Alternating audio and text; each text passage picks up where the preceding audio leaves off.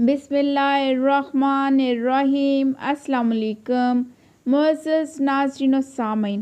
حضرت عیسیٰ علیہ السلام وہ واحد نبی ہیں جنہیں اللہ تبارک تعالیٰ نے اپنی قدرت کاملہ سے بنا باپ کے پیدا فرمایا اور نبوت کے درجے پر فائز فرمایا۔ آپ علیہ السلام کی والدہ ماجدہ حضرت بی بی مریم کی ولادت بھی معجزانہ تھی، یعنی ان کے والدین بھی اولاد کی نعمت سے محروم تھے، کافی عمر رسیدہ ہو چکے تھے جب اللہ تبارک تعالیٰ نے انہیں آپ کی ولادت کی بشارت عطا فرمائی۔ حضرت مریم علیہ السلام کی ولادت بھی معجزاتی تھی۔ حضرت مریم علیہ السلام کے والدین کے ہاں ایک عرصہ شادی کا گزرنے کے باوجود بھی اولاد نہیں ہو پائی تھی۔ بی بی مریم کے والد گرامی حضرت عمران اس دور میں بھی بنی اسرائیل کے امام تسلیم کیے جاتے تھے۔ تمام بنی اسرائیل اپنے معاملات میں انہی کی طرف دیکھتے تھے۔ مشہور و معروف روایت ہے کہ بی بی مریم کی والدہ حنا کے ہاں بچہ پیدا نہیں ہوا تھا اور آپ کافی عمر رسیدہ ہو چکی تھیں۔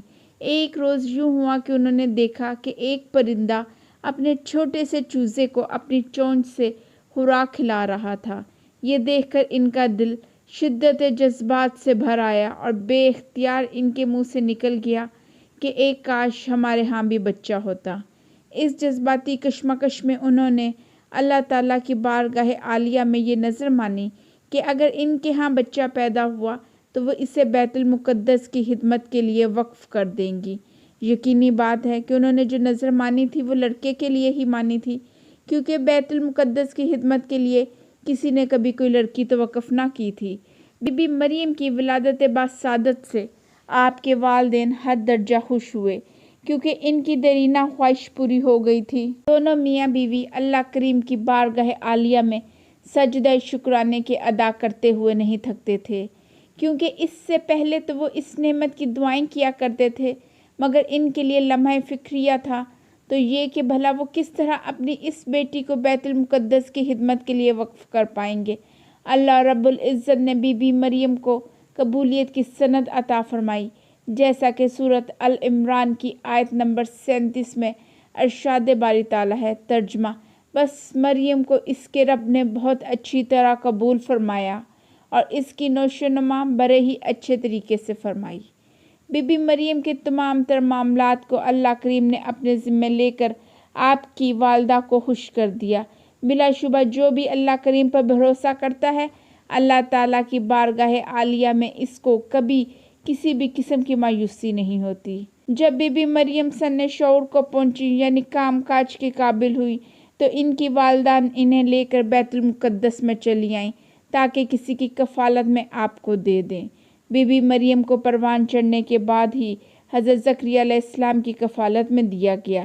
بیت المقدس کے مجاوروں کے امام کی بیٹی تھی بی بی مریم، لہٰذا کون نہیں چاہتا تھا کہ یہ پاک باز بی بی اس کی کفالت میں آئے۔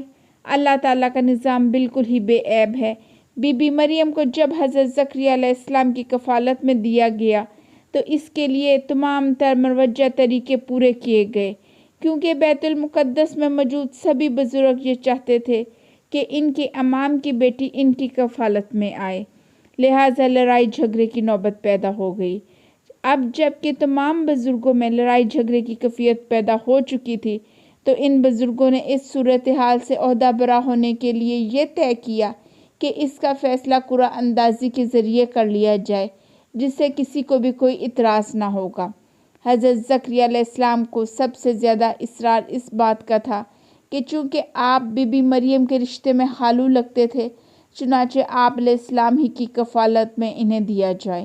پھر آپ علیہ السلام اللہ تبارک تعالیٰ کے نبی بھی تھے اور بیت المقدس میں بہت بلند درجے رکھتے تھے، مگر تمام مجاوروں نے یہ کہا کہ یہ حق ہم ہی حاصل کرنا چاہتے ہیں۔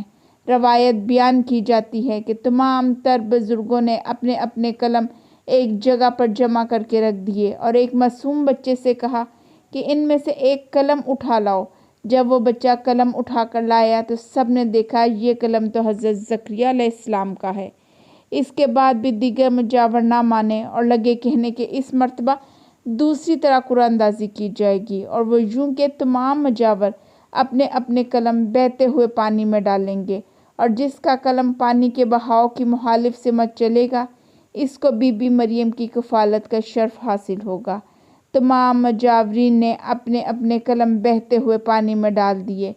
سب کے قلم تو بہاؤ کی سمت چلنے لگے، مگر حضرت زکریا کا قلم پانی کے بہاؤ کی مخالف سمت چلنے لگا۔ یہ دیکھ کر پھر مجاور کہنے لگے کہ نہیں، ایسا نہیں ہے، بلکہ تیسری مرتبہ پھر قرآن اندازی ہوگی۔ چنانچہ اس مرتبہ طے پایا کہ تمام مجاورین اپنے اپنے قلم بہتے ہوئے پانی میں ڈالیں گے، اور جس کا قلم پانی کے بہاؤ کی سمت چلے گا، اسی کو بی بی مریم کی کفالت کا شرف حاصل ہوگا۔ اللہ تعالیٰ کی کرم نوازی سے اس مرتبہ بھی قرآن حضرت زکریا علیہ السلام کا نکلا۔